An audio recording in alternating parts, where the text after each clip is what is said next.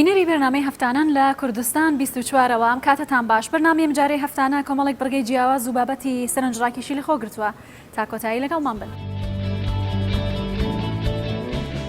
لە ناوچەی هەورامانی ڕۆژهەڵاتی کوردستان بنشتی کوردی کۆ دەکرێتەوە.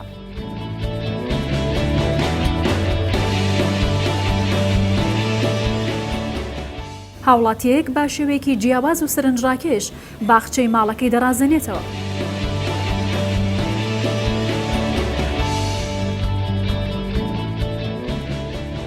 هاوڵاتیەک لە دەڤەری نەهێڵی ڕۆژانە چەندین نافورە بە شێوازی هونەری دروست دەکات.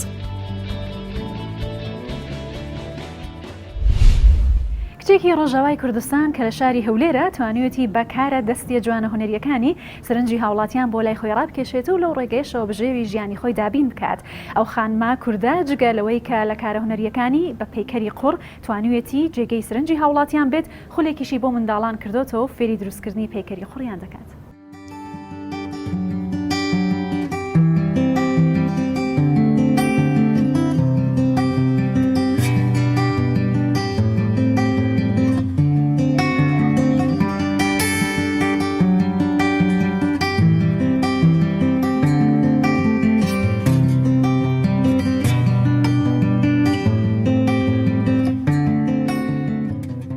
از نارا أحمدم از خلق رجع أفرانا حفت صالي من از الباشور من هنري باشي سيراميك خوندية تواكرية بري وقتكو از هي سوريا از معيد بوم يعني قسمي خدا باشي خدا بشتي أساعدهم في دري مجالك كاركر منظمات ورا رخرا ورا حتى بشتي 3 سالة عمل فكرة كو أستشتكي تشيكم جالك مديت إنه جالك زاروكو منضال بيويستنكو جاليريها به بردوام بالديدا كاري دستيتي دا بكن خابيش بيخن متى ما شكر بلاستي جالك تنبين يعني أو جاليريا أو فمدس بروجي خاكر بروجي منافي سيف جاليريا سيف كردي سيف يعني من فيجن سيف بس أنا كمان جد فيجن سيف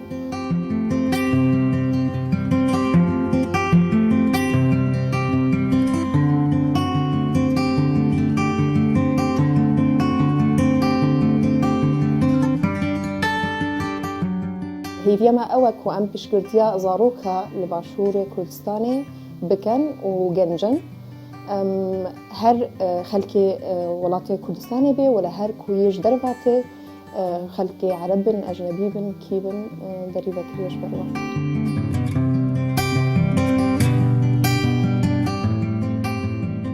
سبيكي دامنها سر قور كارت كنت شاوا أو منضال فير ببن ناس بكن أو قورتشية تشاوا دتوانن تشتكي هستي خدريخن تشاوا تشتكي باش خورا أوا بكن ويادو ترجي كاري شي وكاري يعني ما دس بكرية جارنا وركشوب هنا جنجيتين خلكي وكمن وقتا كي حزلي هبي أو جيتين حاضرت بن تشتكي جلك خوشة وقت تو جلك كسن خلك الباشورة تبديها إقدر سر طاولة كيدرونن سر ميزة كيدرونن يعني روشن بيراوة جلك جداية اللي تجهن إقدر ودن إقدر وكيف خوشن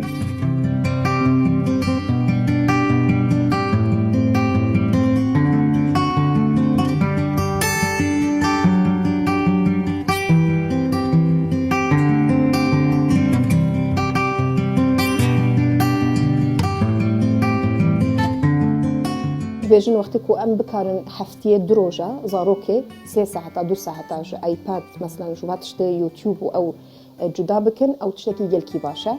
مسألة ما هي إنه أم بردوان من ورا هر حفتي حامية أم برساج واتكن أو برسبا مدن مثلا أو برساج مدن أم برسبا وادن برسبريكك هبي وقتي أونلاين أم أم بيجن واتشاوات شارع سري بكن شواني أم خابيش بيخن نبس مسألة شي وكاري مثلا إنه كنت بشتغلي كنت بحسا كاري خابكي يعني أو جلكي جرنجا لجل يعني أم فيجن فكرة سيف جاليري يعني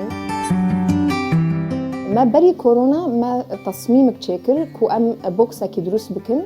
أو بوكسا مثلا قورت دابي تولز دابن أو آلاف دا هون كوزاروك مثلا سليمانية بن وقت الطلبة بكن حاضر بك وأم بجهن واجي يعني دهوكي وهكذا زاخو وهكذا ما دست بكر بشتي هيبكي كورونا تشبي فرابيما أو دهان زاروكي أونلاين يعني وقت ديليفري يعني تمام أو جارنا أو خو خد هاتن يعني بشكي وقت حظر رابي وما دس بيبكر أو تكرن وأم أونلاين دس بيبكر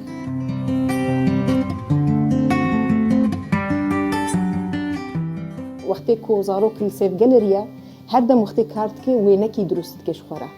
فاو گل کی گرن که بوا سر یوتیوب چت کر مثلا سر یوتیوب تدبینه هناك بروجرام دركتنا مثلا تشتي نيجاتيف دن زاروكي فزاروك جيانا بشروجه ده تشتكي نيجاتيف بده بس وقت توري تشتكي باشي هنري ده تشتكي هستي خوات كيتي ده تشتكي نو تدبيني وقت برادري تجي كارك تشتكي تدبيني اوا وكوينيك هت تماشتك فالف حميد كيفي عقلي زاروكي ده بشتي زاروك مازن به بشروجه ده جيانك خوش فكري وهي تزاني أمد بيجن تشتكي هي الجرة بيجي اللغة البصرية يعني تشافيوي داقرتيا فوقت تبيني وقت تشتكي بيجي دتواني فكر بك يعني فأو مسألة ولا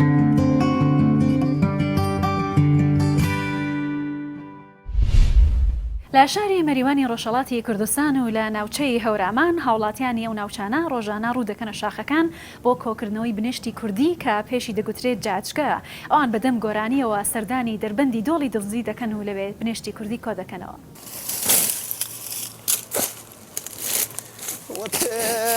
وتن بانمي وتن عرامي جانمي وتن اشتمانكي هوار باو بافيرمي بكوا وتن وبما كاكجار كرداواري بخوا وساوا وغيربي هوا أرخاذني قمداري خلق واوايد زلية كلن اوايد زلية خلق كشب عام جفصل ويجن كردين سالنا سالية في رزقي ويجن كردين مامي في هردي جا نيمو هامني دەستکەرمەی بە وێژەن کردەی بەواڵە و مانگێ تا 25 شەوا کچەڵەبەسی کەرمێ ئاوختە دما و 15 ڕوا ڕوا دووە لە لەش کەرمێ ئەجا دما و دووە لە لەیش هەفتەیەوە تا دەڕوی خوایمیش بووە و وردە وردەی جەمش کەرمێ توتا نزیکە گەلاوێژ بەنەم شۆ گەلاوێژ کەی بزیۆ إخوة وصاوي غيربي كاكجان خاضني قمداري زاد يوم كيلي تنقي اي هوار جان كيلي تنقي بخوار وبيروي دربني زافر بيرحمني وقتا ئێمەجە ئەوەڵ و هەرمانەکەی ماوە کە مەمێسەر و هەرمانی و مەمێسەر و هەردی بە کۆڵ ئاوی وەرگێرمێنەوە مەمێسەر و کەشی خولاسە خاک بکەنمێنە و خاکەرمێنەوە اینجا وقتە بەکەمە وێچمێش و نەفەرە دوێ نەفەرێمان میشارە لاو خاکەکەیەوە هەڕەم بگێراوە و فیسناشکەراش بە هەڕە و ئالعالە شێلاش و کوارسەر و تەوەن و خولاسە چی ویرە ئالعالە سفتە بۆوە پێی تامیزانەوە کە دەردە و کچەڵە بەستەی وەرەوە ئاوختە لە بڕیشما بە ترێشتەوە بە تەوەرزینەوە زام کەرەوە وەنەکی و زامی یەکەم جار زامی ئەوەڵین ماشمیش بەنە لە لەژ منونە و کچەڵە بەسی شوونیشرە و ئاوختە مێ هەڕەکەی کە حازر کردێنە پێشێتەوە و بەکوڵ وەرگیرێنە تا مەسافەتی دوور و ملۆ بنەوە نەکاتر هەر وەن بەوەنی کچەڵە بەسی کچەڵە بەسۆ بە هەڕەکی بە وەروانەی وێژەنەکە نەمجیۆنەوەش بە شەبلود لێ کچەڵەکەی وەزایە نەشۆ ترا وەختە سوا وردە وردەی دما و لە 15 ڕوا دووە لە کریەوە و باز دما و دوێن دەڕواتەری اینجا وردە وردەی جەم دەستکەوێ بە جەمکردەیش و بەچینیەیش اي هوا سرمي ويتني اي خواف ربي رحمني ما وان سرمي ويتني. کۆنترین دوکانی پینەچی لە شاری سلێمانی تا ئێستاش لە کارەکانی بەردەوامە ئەو دوکانە لە ساڵی 1960 لە گەڕێکی مەڵکەندی شاری سلێمانی دانرا و ئێستاش هەرخەریکی کارکردن تایدا. ئالان هادی لە تەمەنی 7 ساڵیەوە کار دەکات و پیشەکەی لە باوکیەوە بۆ ماوەتەوە. ئەو لەگەڵ سێبراکەی لەو دوکانەدا کار دەکەن و دەشڵێن ئێستا ئەم پیشەیە بەرەو کەسبوون چووە، بەڵام ئەمانەوێت کە لە ناوچوون بیپارێزی.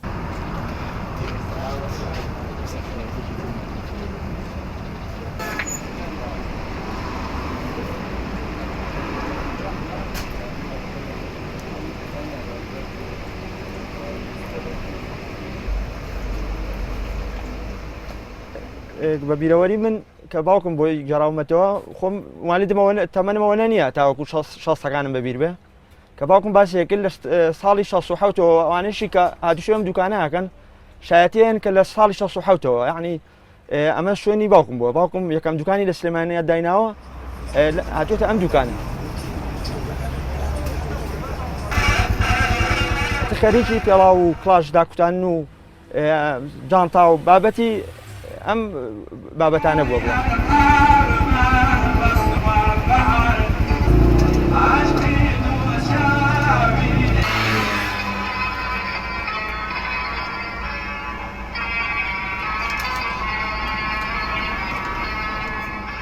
جاران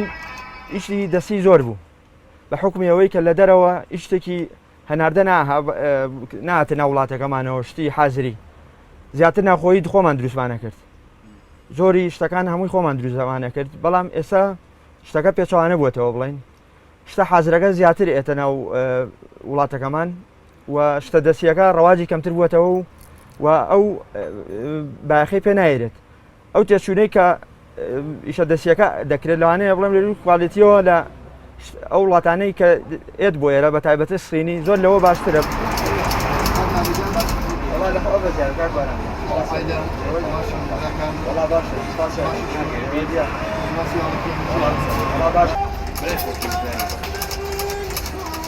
پیشەکەمان پێڵاو و جانتاو ئەتر بە ئەم بابەتانەیە زیاتر و ئەو لەو بوارانەیە بڵێن زستانان بابەتەکانە گۆڕێت بە پێی نەوعیەتەکان مەوسیمەکانی گۆڕێت. زستانان پوتە و ئەو نیوپوت و بڵێن و هاوینانیش پاپوچە و پێڵاوە و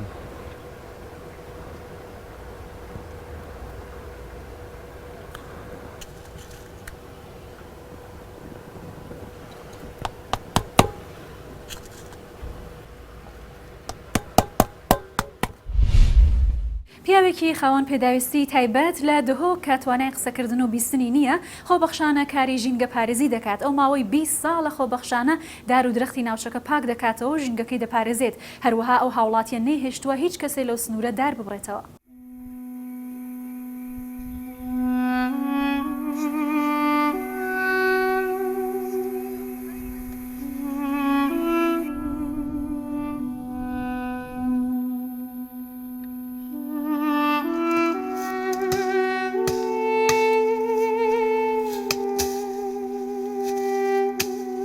پێدێ دەڕۆبی فرۆڤینە خۆ ئۆن مۆتەڕی خۆی ئۆڤیدین و تشت خۆ ئەو دۆسکۆ ببریتوێت بێ هێتە وێرە حتۆ مەغرە نەکەس بێشێت بوو زی چووی نەکەس بێشێت بوو زیۆدی کەیفە خۆیە.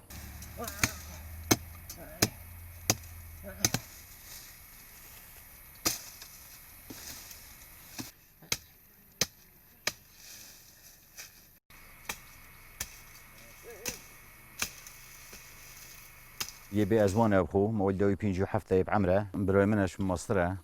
مش مهمية مصرة وهم جانوي السيرفي شولي جنجاهد كات فاندورا باقش كات أقول جالك نوم متأخر ويا تشكري بس الفيجوندي أو بتنية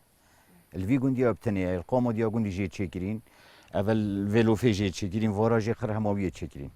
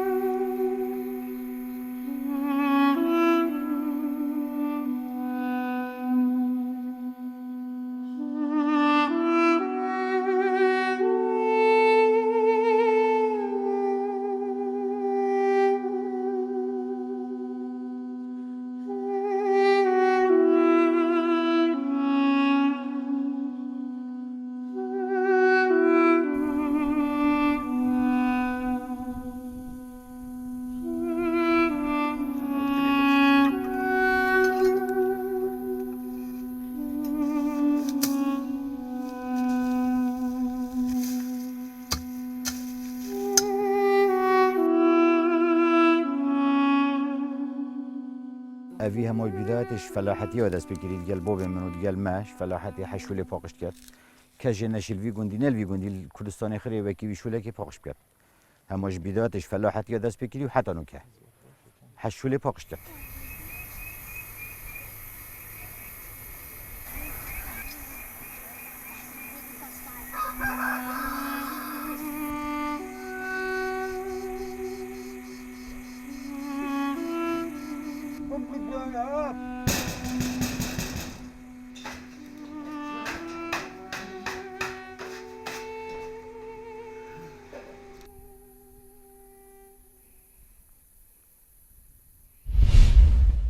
هاوڵاتێکی دانیشتووی گوندی گوهەرزی دەڤەری نەهێڵی ڕۆژانە چەندین ئامێری ئاو و نافورەینە و باخشە و جوانکاری ماڵان دروست دەکات. ئەو هاوڵاتیە بە سەلیقەیەکی زۆر جوان و هونەریەوە کارەکانی ئەنجام دەدات و توانیوەتی لەسەر ئەو کارەی بژێوی ژیانی خۆشی پەیدا بکات.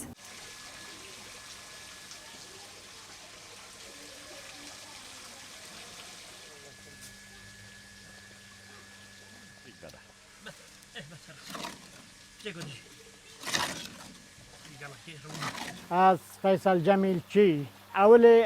جیانو من همه یعنی پیشمرگاتی بهش اینجا دبارو ما اف شوله جی ویجا ما بخواد برات کرد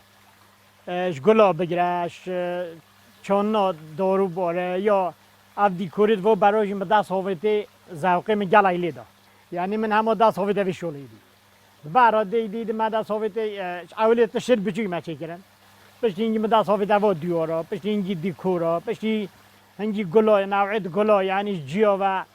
از چون جیایی که دهو که بید آن حتی که در و بیتن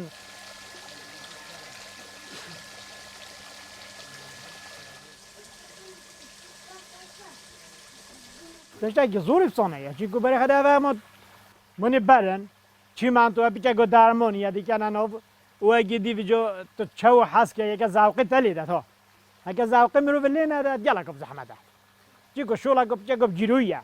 تو روزه حتی مغرب میتره که چینوی اری والله بس بجای که زوقی مرو لیدت از خال مول با رحمت با شولی دیرا هر روزای باطل بم از بیچه که شولید کن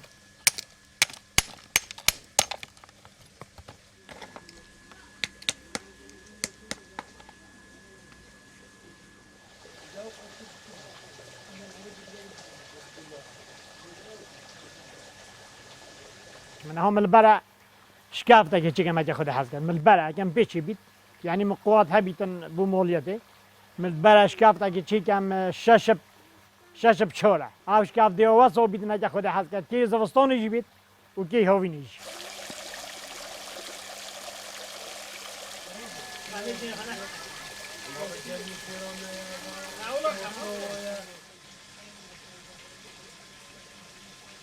خدای عالم گلگ مروین من عالم دیگه همه تنه پیش تنه ویرد روی نخوری شو اغلب شو اندک تنه نیمن تن روی نخوری چای وقت خواهیم برای خود دنواز شوله من هرچی دیتا بیجی بیت چو یعنی شیوه شوله بکی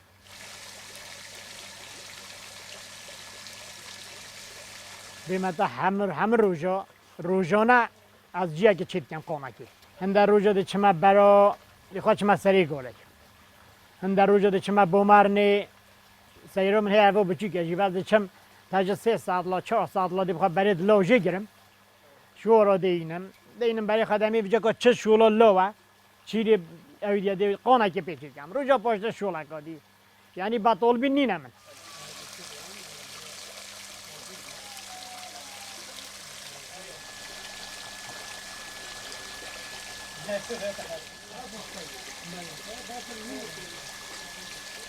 خود مصرف گلایلی نوچی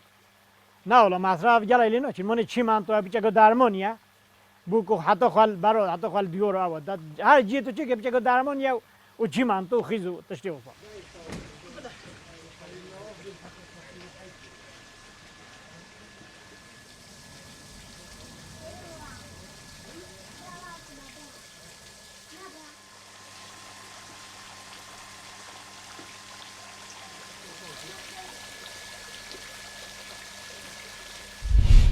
هاوڵاتێکی ناحیەی حاجیاوای سەر بە قەزای ڕانیا بە چاندنی داریتوو لە بەردەم ماڵەکەی و دیزاینکردنی بە شێوازێکی زۆر جیاواز بۆ تا جێگەی سەرنجی و کەسانەی کە ڕۆژانە سەردانی دەکەن هەر کەسێک کە لەوێت تێدەپەڕێت وێنەیەکی یادگاری لە بەردەم ماڵەکەی و دادەگرێت. پەیامی خالید بۆ هاوڵاتیانی دیکە ئەوەیە کە بتوانن بە چاندنی دار و دیزاینکردنی سروشتێکی جوان لە ناوچەکەیان دروست بکەن.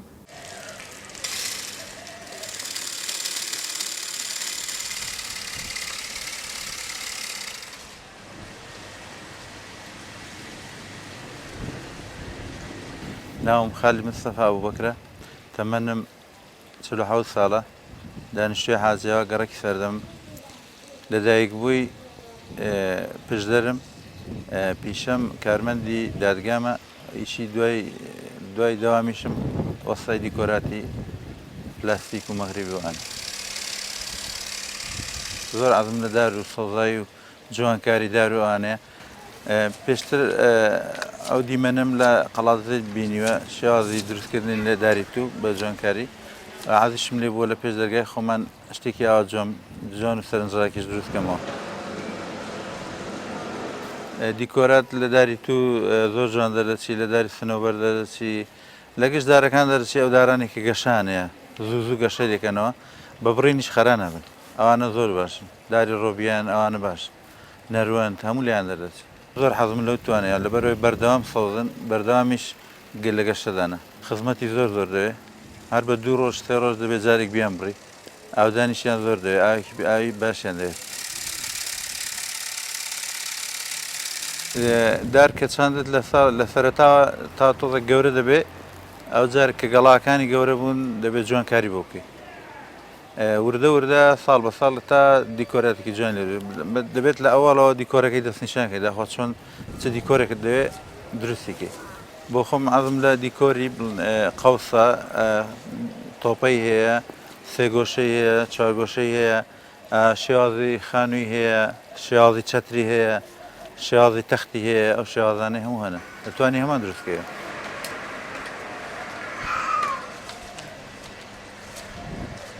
دەبێ ورد بیان بڕی ئەو ڕۆژانێ دەبێت سەرەکانیان ببڕی بەردەوام دەبێت خەریکیان بێت 2 ڕۆژ دەبێت جارێک بیان بڕی 2 ڕۆژ 3 ڕۆژ ئاوا بیان بڕی دەبێت دارەکانت خۆش بوێن ئیشەکەشت خۆش بێت ئەگەر شتێک خۆشت نەوێت پێت دەرناچێت من ئەو توانم زۆر خۆشێن زۆریش مەحەز دێنە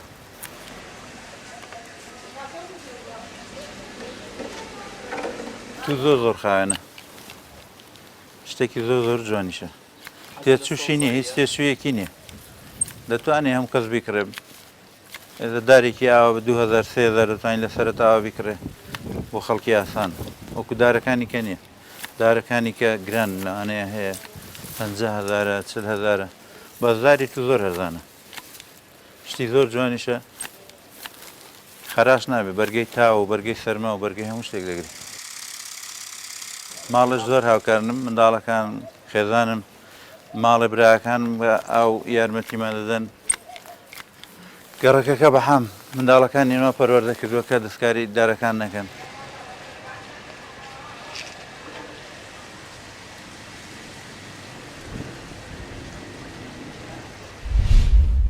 هونەرمەندێکی کوردی نیشتەجێی مۆسکۆی پایتەختی رووسیا ماوەی 40 ساڵە با سۆز و ئەشقەوە ڕۆح بەبەر دارە بێگیانەکاندا دەکات ئەو لە شایی و خۆشی و ناخۆشیەکانی هاوڵاتیانی نیشتەجێی ئەوێدا بەشدارە و بە دەست و پەنجەڕەنگینەکانی ئاواز و موسیقای خۆش دەژەنێت.